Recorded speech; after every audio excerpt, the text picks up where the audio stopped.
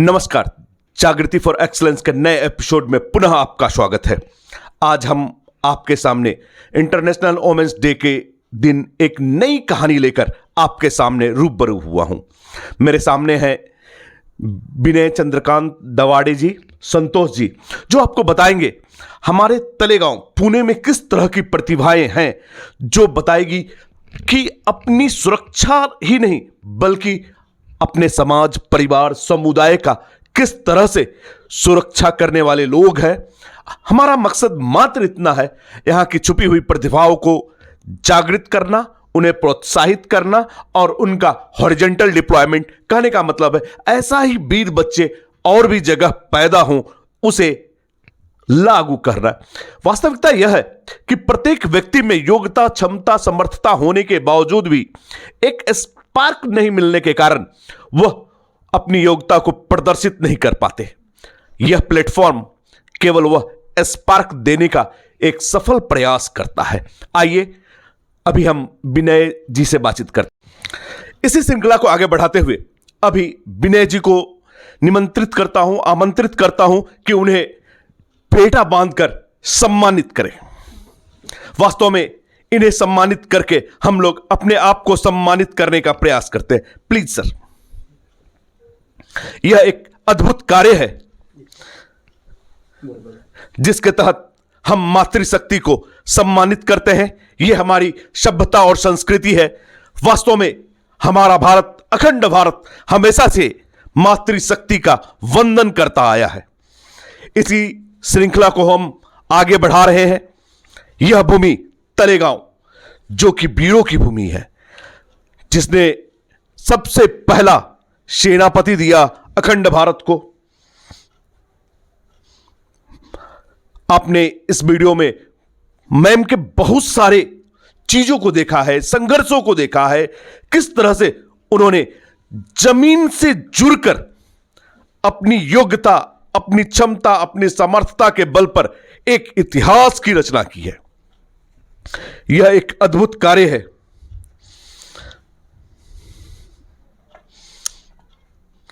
लोग आते हैं, जाते हैं, और यही एक ऐसी चीज है जो हमें हमेशा याद दिलाती है। एक मातृशक्ति का सम्मान,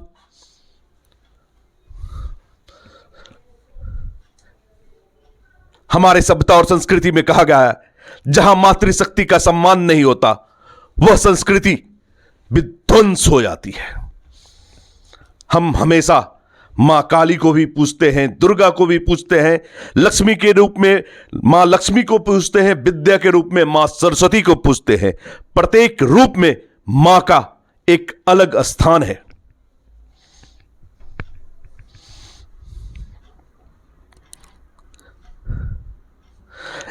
जोरदार तालियों के साथ इनका अभिनंदन करें। धन्यवाद मैम। आप दो शब्द बोलना चाह रही थी, प्लीज। मैं ये बोलना चाहूँगी, जो मैंने आज तक काम किया है, मुझे सौभाग्य मिला है कि मैं वो काम कर सकूं। भगवान ने मुझे प्रेरित किया है, मैं वो काम कर सकूं। बहुत ही शिद्दत से मैं वो काम कर रही हूँ जो मैं आज तक करती आ रही हूँ। इसके आगे भी कुछ लड़कियां हों, महिलाएं हों, जिनको कुछ भी प्रॉब्लम आ जाए तो सीधा मुझे संपर्क कर सकती है। विशेषता करके तलेगांव मावल तालुका की जो लड़कियां हैं वो मेरे पास आके उनका जो प्रॉब्लम है मैं सॉल्व कर सकती हूँ। उसके लिए मेरा नंबर है 9881323366। आप 24/7 मुझे कॉल करके आपका प्रॉब्लम सॉल्व करने के लिए आप मेरे पास आइए, मैं ये आह्वान करती हूँ। Thank you. जय हिंद। इसी श्रृंखला के अंतिम चरण में मैं विनय जी से आग्रह करूंगा, एक छोटा सा ट्रॉफी, एक यादगार के तौर पर, जो कि संतोष जी बताएंगे इसके बारे में, प्लीज। आज का दिन ये मातृशक्ति को नमन होने का दिन है। आज का दिन क्या, 365 दिन, पूरी उम्र हर एक आदमी ने यही ध्यान में रखना है कि ये माता जो है, तो माता भगिनी जो है वो हमारी हो पराई हो, उसको वही नज़रिए से देखना चाहिए जो अपने माता को, अपने भगिनी को हम लोग देखते हैं। ये राष्ट्रीय वंदनीय भूमि है माताओं के प्रति। शिवाजी महाराज का वाक्य है कि स्त्री का मोल क्या है, कि स्त्री का मोल जो है वो आज का दिन महाशिवरात्रि का दिन है। शिवपिंडी पे हम लोग बिल्व पत्र चलाते हैं, वो शिवपिंडी पे बिल्व पत्र का जितना महत्व है उतना ही महत्व नारी के पदर का है, उसका सम्मान करना चाहिए। ये शिवाजी महाराज की दी हुई शिक्षा है। आज के दिन हम यही ठानेंगे कि हम मातृशक्ति का सम्मान करेंगे, इस भूमि ने जो सीख हमें दी है उसका सम्मान करेंगे और भारत को विश्वगुरु बनाने में हम लोग अपना योगदान देंगे। धन्यवाद। धन्यवाद सहस्रार्दी और जागृति फॉर एक्सलेंस की तरफ से आप सभी का बहुत बहुत धन्यवाद जो आपने इसको देखा।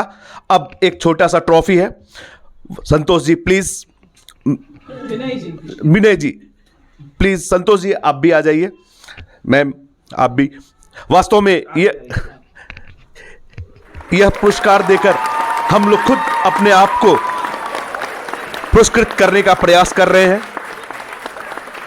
ये जो पुरस्कार जिनके हाथों से हो रहा है तो हमारी चांदनी गांधी मैडम जो हमारे शिव सह्याद्री महानाट्य में जिजाऊ साहिबा जो है उनका किरदार अदा करती है, बहुत शिद्दत के साथ, बहुत मेहनत के साथ। तो हम लोग उनको भी तहे दिल से उनका शुक्रिया करना चाहेंगे हमारे शिव सह्याद्री परिवार से कि आपने अपना बहुमूल्य वक्त, जो लड़कियाँ है चांदनी मैडम की वो अभी पढ़ती है 10वीं में है, लेकिन अभी जो प्रयोग हुए जिसका आपने कवरेज किया उसमें बहुत बड़ा योगदान उन्होंने दिया है और इसके आगे भी वो लोग, उनका हमें यही इच्छा है कि वो ऐसे ही सहकार्य हमेशा करती रहे। धन्यवाद, काफी अच्छा लगा। विनय जी आपका बहुत बहुत धन्यवाद। आपने मुझे एक ऐसे मां दुर्गा, मां काली के स्थान पर लेके आया है जो जागृत अवस्था में है और अपनी योग्यता क्षमता का पूर्ण प्रयोग करके समाज को सही रास्ते पर लाने में समर्थ है। सर इसके बारे में कुछ बताएंगे आप? ये हमारी तलेगांव की भूमि जो है तो ये योद्धाओं की, संत महात्माओं की भूमि है और कष्टकरी और फार्मर लोगों की भूमि है। आज जिनसे हम मिलने आए हैं आपको, वह हमारी बहन शिव सह्याद्री परिवार की हमारे आधार स्तंभ, यानी जो अपन उसको मेन पिलर बोलते हैं, वो वंदनाताई केम से जो बहुत एक स्ट्रगलफुल स्टोरी है उनकी जी। और हम मराठी में बोलते हैं कि स्त्री जन्म है तुझी कहानी, हृदय ममता नहीं पानी।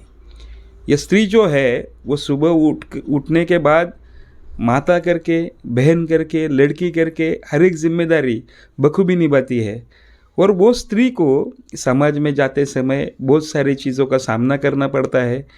और वंदनाताई जो है वो स्त्री जन्म ही तुझी कहानी, हृदय ममता नहीं पानी, इससे लेकर कोमल है कमज़ोर नहीं तू शक्ति का नाम नारी है, जग को जीवन देने वाली मौत भी तुझसे हारी है। ये शक्ति वो स्त्री में भरकर ये जो भी उनके सामने चुनौतियाँ हैं उनको फेस करने के लिए उनका साथ निभाती है, भले परिस्थिति कोई भी रहे उनको न्याय देती है। और आज मुझसे भी ज़्यादा उनको जानने वाले, पहचानने वाले उनके बैचमेट संतोष जी ये अपने साथ में है। तो संतोष, मैं तो उनको जब सरसेनापति महिला बड़ी ब्रिगेड की स्थापना हुई तब जो पेपर में आने लगा उसके बाद मैं उनको जानने लगा और जानने के बाद उनका काम ही ऐसा है कि, और उनका स्वभाव कि जो भी करना है दिल से करना है। अच्छा। तो वो सबका मन जीत लेती है, वो हमारा भी मन सबका जीत लिया उन्होंने। और वो रिलेटिव भी है हमारे मराठा समाज से बिलोंग करती है और हमारे रिलेटिव होने के वजह से वो फिर नाता जो है हमारा बोलते हैं मराठी में नाता गोता जो रहता है वो हर 12 मावल के मुल्क में फैला हुआ रहता है। तो वो रिलेटिव से हमारी बहना भी है, तो हमें बहुत अभिमान है हमारी बहना पे। ओके, धन्यवाद। अभी मैं आपके सामने संतोष जी को लेकर आ रहा हूं जो अपने 2 शब्द आपके सामने डालने वाले हैं।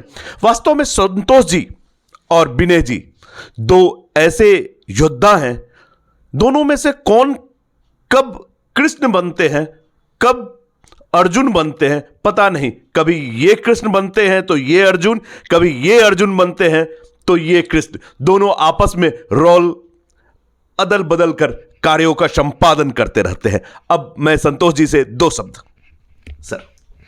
धन्यवाद। अब वंदना के बारे में क्या कहेंगे। हर आदमी का एक सोशल चेहरा होता है और एक पर्सनल चेहरा होता है, लेकिन वंदना एक ऐसी है जो कभी सोशल में भी आपको उतनी एग्रेसिव दिखेगी और पर्सनल लाइफ में भी उतनी एग्रेसिव दिखेगी। अब हम बैचमेट थे, हमने एक कॉलेज का एक गोल्डन एरा हमने एक साथ गुजारा है। अब कॉलेज में आपको पता है कि कैसा होता है, तो उस एरे के बाद भी हमारी आज तक दोस्ती कायम है। तो वंदना के बारे में अगर कहा जाए उतना कम है। अब मैं एडवोकेट हूँ, विनय है, और वंदना स्पेशली जो महिलाओं के लिए जो कार्य कर रही है, तो हमारा इससे बहुत कनेक्टिविटी बढ़ गया। उसके कारण आज आधी रात को अगर किसको तकलीफ़ होती है, किस महिलाओं को तकलीफ़ होती है, किस लड़की को तकलीफ होती आहे, तो तलेगाव दाभाडे में एक आमच्या मराठीत म्हणतो की हक्काचं घर, एक आधाराचं ठिकाण म्हणजे वंदनाताई केमसे। तर ताई असली की काही प्रॉब्लम नहीं, फिर वो पुलिस स्टेशन में मैटर हो, किसके घर पे हो। मैंने उसे देखा है, जो नशा करके जो पति लोग हैं उनको मारते हुए देखा है, कितनी बार लड़कों को पीटते हुए देखा है। ये वंदना केमसे ये नाम जब से तलेगांव में उमाबाई ब्रिगेड के माध्यम से सामने आया, तब से तलेगांव की जो लड़कियों की छेड़खानी के मामले हैं वो आज बहुत कम हो गए हैं। हमारे कॉलेज हो या स्कूल हो, वहाँ पे जो इनका कार्य है, उनके संगठन का जो कार्य है, उससे जो लड़कियों को जो राहत मिली है, वो उसका कार्य हम सब फॉलो करने जैसा है। हर गांव में ऐसा कार्य होना चाहिए। तो जो स्त्री होती है वो अबला नहीं है, वो सशक्त है, और इसका रूप है वंदना। अब हम अगर उसके बारे में मुझे सब पता है, उसका स्ट्रगल मैंने देखा है। वो बेस्ट फ्रेंड से ज़्यादा ऐसा कुछ भी नहीं है कि मेरा उसको पता नहीं है, उसका मुझे पता नहीं है। पूरा जो हमारा कॉलेज लाइफ से हमने कुछ ऐसा शेयरिंग नहीं होता है कि हमने ऐसा शेयर कभी किया नहीं है। अगर हम काम के हिसाब से आप थोड़ा कम मिलते हैं तो महीने बाद मिले या 1.5 महीने बाद मिले, लेकिन ऐसा कभी लगता नहीं है। बॉन्डिंग है तीनों के बीच में, इतना बॉन्डिंग है कि वो बॉन्डिंग कभी खत्म नहीं हो सकता।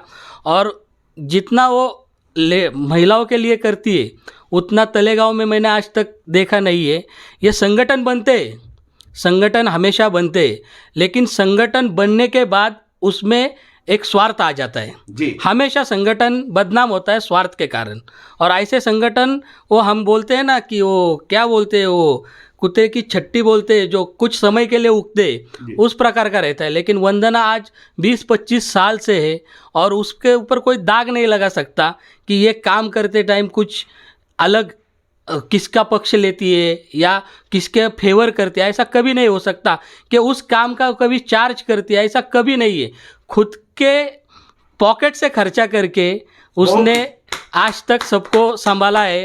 अब आपको इतनी लड़कियां मिलेगी, इतनी महिलाएं मिलेगी, उसके बारे में वो अगर आप सोशल प्लेटफॉर्म पे भी देखेंगे, उसके इंटरव्यूज़ देखेंगे तो 20-20, 25-25 हज़ार व्यूज़ है उसके लिए। तो ये तलेगांव में एक बड़ा नाम है और मैं तो हमेशा उसके साथ हूँ क्योंकि वो हमारे साथ है। धन्यवाद सर, काफी खूबसूरत।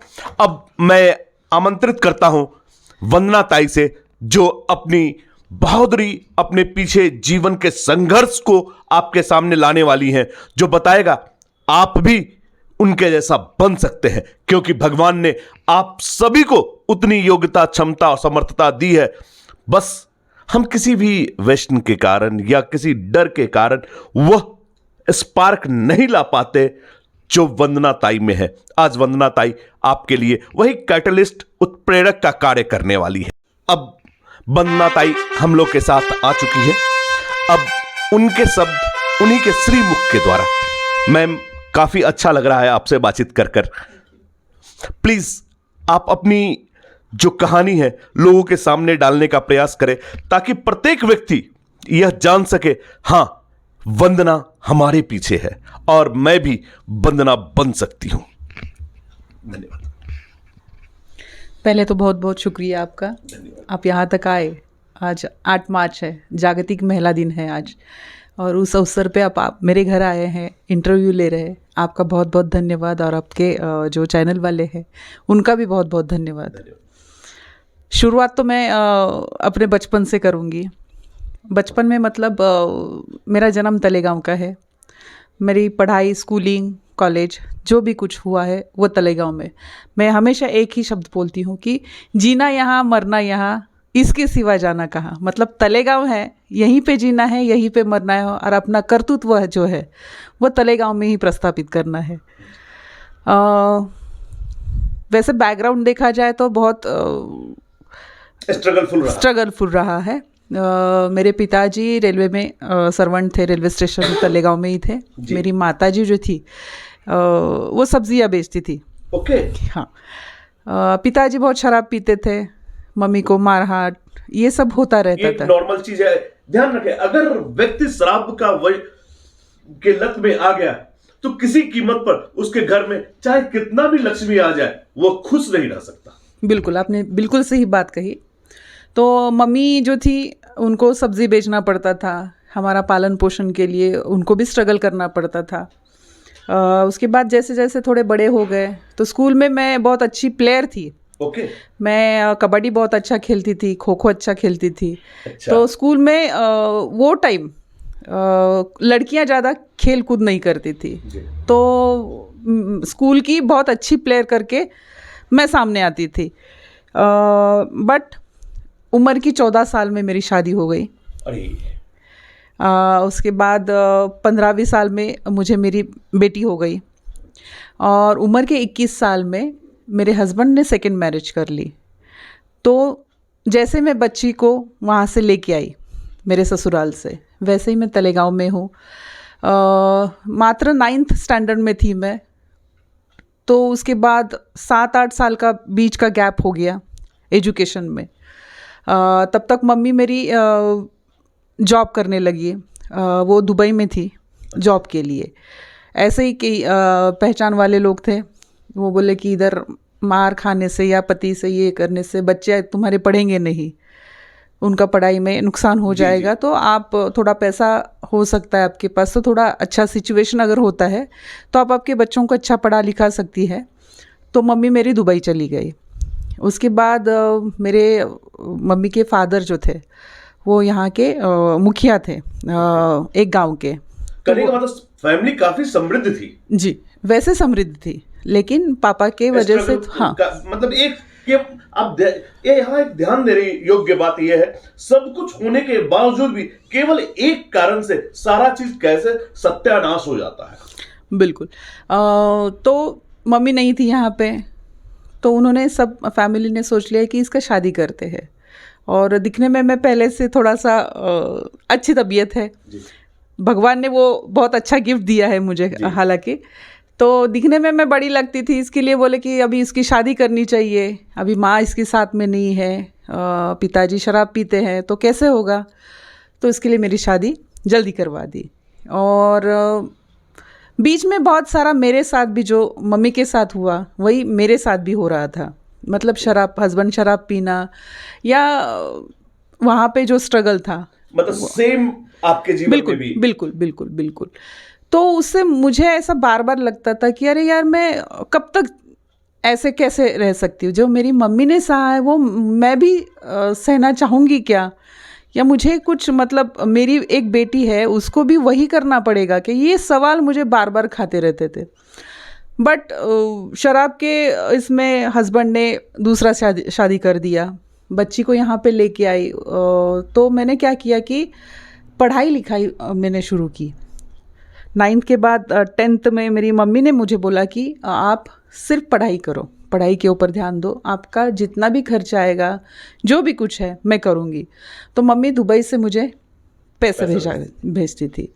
तो उस तरीके से मैंने 10th में फर्स्ट अटेम्प्ट किया, क्योंकि 7-8 साल का गैप था। जी। तो जाहिर सी बात है कुछ भी नहीं आता था। हाँ, तो उसके बाद मैंने मतलब मैं 3 बार 10th में फेल हो चुकी हूँ। यह भी अपने आप में एक बहुत बड़ा इतिहास है, उसके बावजूद भी आपने हिम्मत नहीं हारा। हाँ, 10th 3 बार मैं फेल हो गई थी, लेकिन मैंने एक ठान लिया था कि 10th का जो बोर्ड एग्ज़ाम है मैं जब तक उसको नहीं छोड़ती तब तक मैं छोड़ूंगी नहीं। तो मैंने वो क्लियर कर दिया। एक बिहार में कहावत है, जब तक तोड़ूंगा नहीं तब तक छोड़ूंगा नहीं। बिल्कुल वैसे ही सिचुएशन हो गई थी। फिर मैंने 11th-12th में मैंने पूछा जो स्कूल के टीचर्स है, तो उनको पूछा मैंने एक्सटर्नल करना है या इंटरनल करना है। तो सब ने मुझे कहा कि तुम एक्सटर्नल मत करो, तुम इंटरनल जाके पढ़ो, तभी तुम्हारा रिजल्ट अच्छा आएगा। तो ये बार बार तुमको जो 10वीं में हुआ है वो 12th में रिपीट नहीं करना पड़ेगा। तो मैं क्या करती थी, घर का सब पूरा समेट के बच्ची को स्कूल छोड़ती थी और मैं कॉलेज जाती थी। कॉलेज में पढ़ के फिर शाम को वापस आके बच्ची को पढ़ाई लिखाई करना, ये सब मैं 2 साल मैंने किया। लेकिन उसके बीच में छोटा मोटा भी काम करती थी। जैसे कोई बंगलों में घास आया है तो वो लोग मुझे बोलते थे कि आप घास काट के दे दो, आपको इतना पैसा मिलेगा। तो वो भी मैंने काम किया है। 2-3 लोगों को मैंने टिफ़िन भी दिया है वो टाइम। तो वो नोट करने वाली बात यह है कि संघर्ष के बाद ही कुछ होता है। कभी कभी क्या बहुत सारे समय में जब स्थिति प्रतिकूल होती है, जब स्थिति अनुकूल नहीं होती तो बहुत सारे लोग टूट जाते हैं, जबकि बहुत सारे लोग जो होते हैं वैसे ही स्थिति में रिकॉर्ड तोड़ देते हैं। आप उन्हीं में से एक हैं। तो जो भी काम आता था मैं करती थी और बहुत मेहनत से करती थी, शिद्दत से करती थी।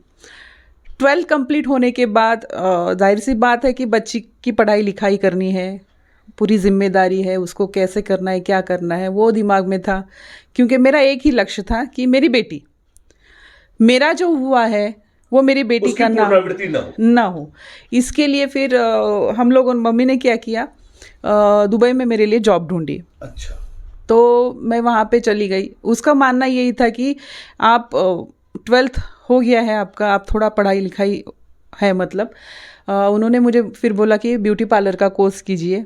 वहाँ पे फिर मुझे ब्यूटी पार्लर के कोर्स के लिए उसने वहाँ पे जॉब लगा दी। लेकिन मेरा मन नहीं मानता था क्योंकि बच्ची को मैंने यहाँ पे हॉस्टल में रखा था। हॉस्टल में फिर वो बीमार पड़ती थी। मैंने 3.5 साल दुबई में निकाले, लेकिन 3.5 साल में से उसका क्या बीमार पड़ना, या जाहिर सी बात है माँ से अलग बच्चा रहता है।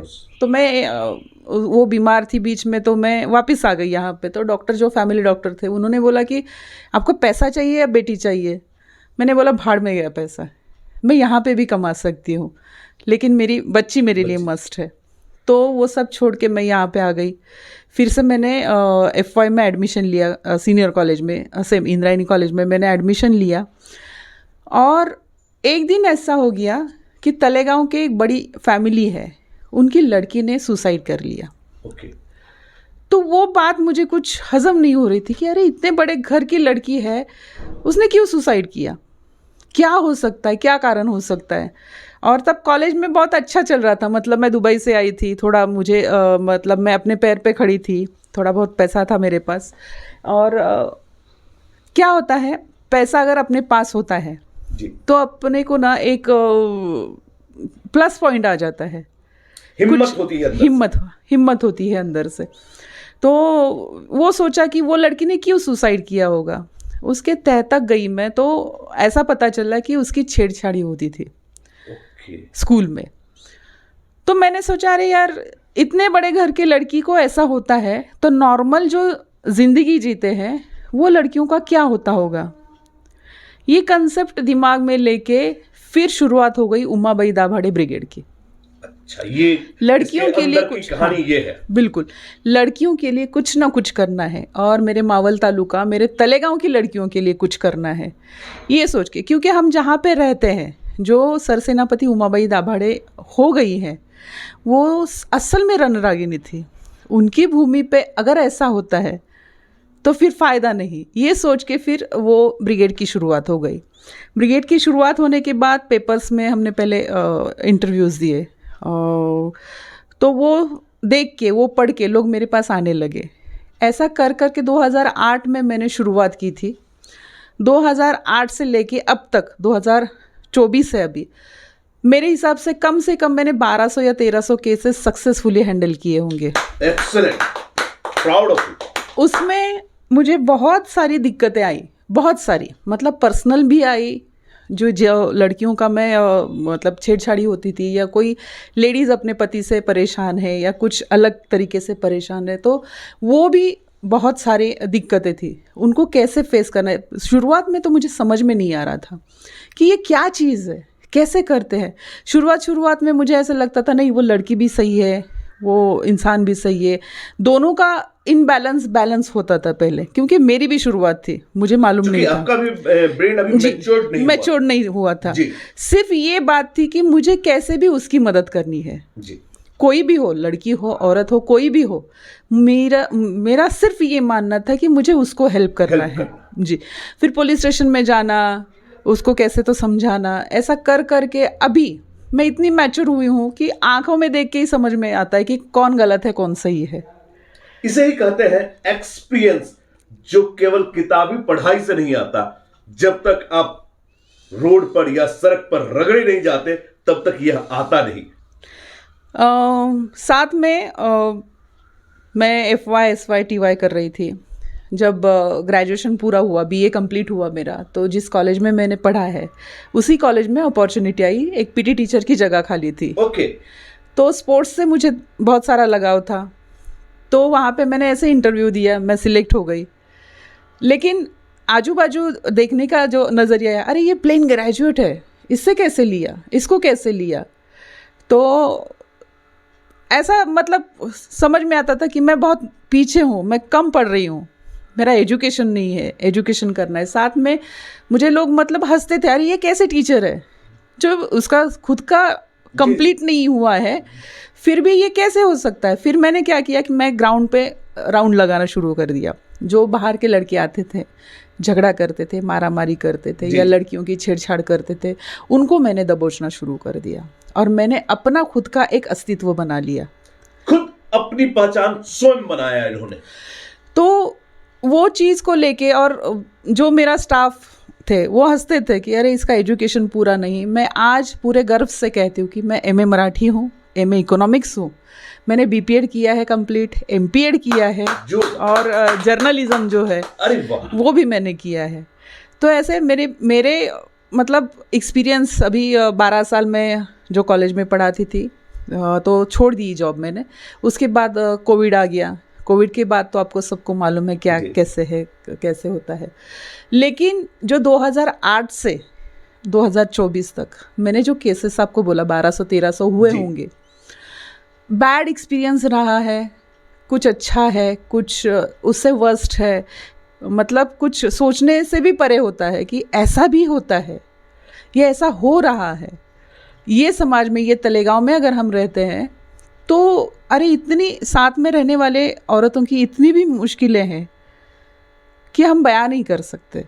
एक तो केस ऐसा है कि मेरे से एक बड़ी औरत है, वो मुझे माँ बोलती है, क्योंकि उनके हस्बैंड जो थे बहुत शराब पीते थे, उनको मारना पीटना। उनकी 3 लड़कियां थी, तो वो कुछ पढ़ाई लिखाई तो हुई नहीं उनकी, सिर्फ स्टिचिंग जानती थी, कुछ सिलाई का काम जानती थी, वही जानती थी। हस्बैंड आता था, उसको मारता था, 3 लड़कियां हो गई है तुम्हें, उस वजह से मारता था। दूसरी औरत के साथ उनका संबंध भी था, तो उस वजह से उनको बहुत तकलीफ होती थी।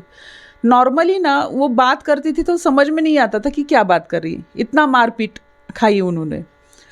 तो मुझे पता चला, उसकी ही देवरानी थी, वो मेरे पास आई, बोली ताई उनको ना बहुत तकलीफ़ है, आप हेल्प करो।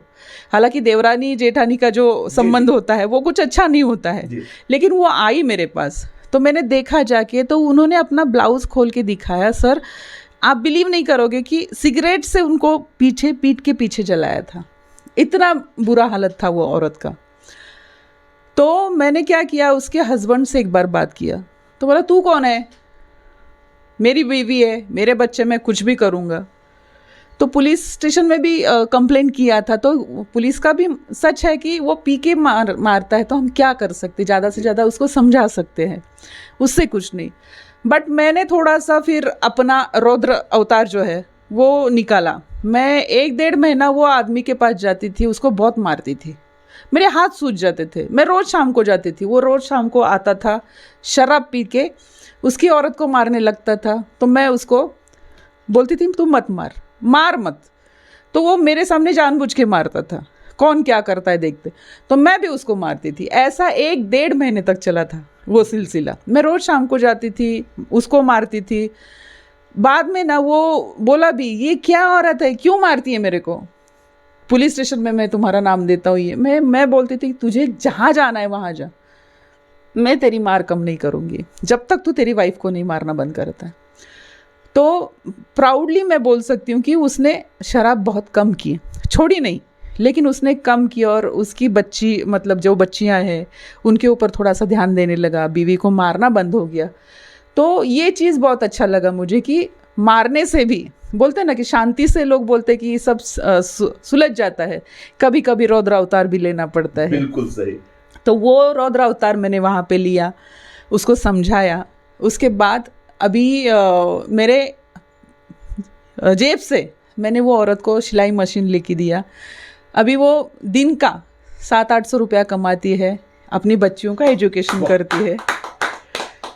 और मेरे से ज़्यादा उम्र वाली औरत मुझे माँ बोलती है। इससे प्राउड मोमेंट क्या हो सकता है। हरिवंश नारायण बच्चन ने सही ही लिखा है, कुछ किए बिना जय जयकार नहीं होती और कोशिश करने वाले की हार नहीं होती। मैम, आज चूंकि अंतर्राष्ट्रीय महिला दिवस है, वास्तव में यह दिन ऐसा दिन है जिस दिन आप लोग जैसे महिलाओं को, मातृशक्ति को नमन किया जाए और आपके जैसे बच्चों को जागृत किया जाए। इसके लिए आप क्या 2 शब्द बोलना चाहेंगी? बच्चों के लिए जागरूक ऐसे करना चाहिए कि हमारी परंपरा जो है, हिंदू रीति रिवाज, सनातन धर्म बहुत अच्छा लिखा है। वहाँ पे संस्कार क्या चीज़ है, माँ बाप को कैसे आदरणीय रखा जाए, या अपने परिवार में हम जो रहते हैं तो उनसे कैसे अच्छी तरीके से पेश आ जाए, ये लिखा हुआ है ऑलरेडी। हमारे पिछले जो बहुत सारे ऋषि मुनि हुए हैं, उन्होंने बहुत लिख के, बहुत अच्छा अच्छा लिख के दिया है। तो उसका अगर हम आचरण करें तो बहुत अच्छा रहेगा। अभी देखिए, हालांकि अभी मोबाइल बहुत एडिक्ट हुए हैं बच्चे, तो मोबाइल देने से बेटर है आपको शाम को आप लेके जाओ ग्राउंड पे, उनको खेलने दो। क्योंकि पंच महाभूतों से अगर आपका संबंध नहीं आता तो आपकी बॉडी भी फिट नहीं रहती है। हम बचपन में कैसे मतलब बारिश हो या कुछ ऐसे मौसम चेंज होते रहते, वहाँ पे खेलते थे हम लोग।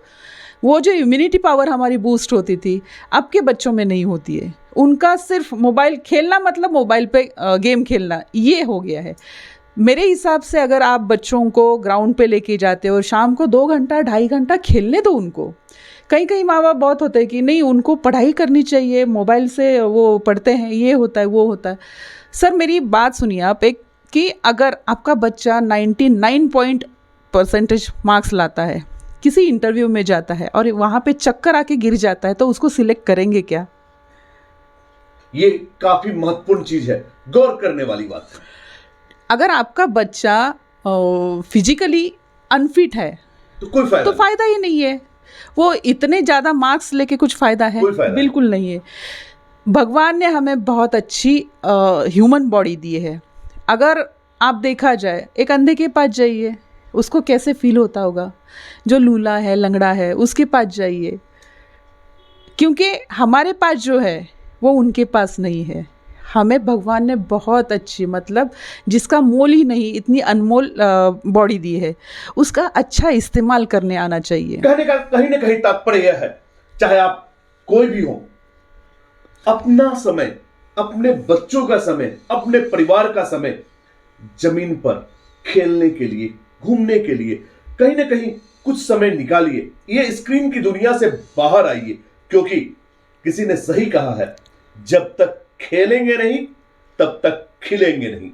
वास्तव में मैम, आपने जो समय दिया काफी कीमती है। आपसे कहानी सुनने के लिए भी बहुत सारे एपिसोड करने पड़ेंगे, लेकिन समय अनुमति नहीं दे रही जी। इसके साथ हम लोग यहीं पर से एक अल्प विराम देता हूं और नेक्स्ट एपिसोड में दीदी के साथ फिर एक नई स्टोरी के साथ आपके सामने आऊंगा, एक नई कहानी के साथ आऊंगा। और निश्चित तौर पर मैं आपसे वादा करता हूं, दीदी आपके अंदर अपने ही जैसी योग्यता, क्षमता पैदा करेंगी।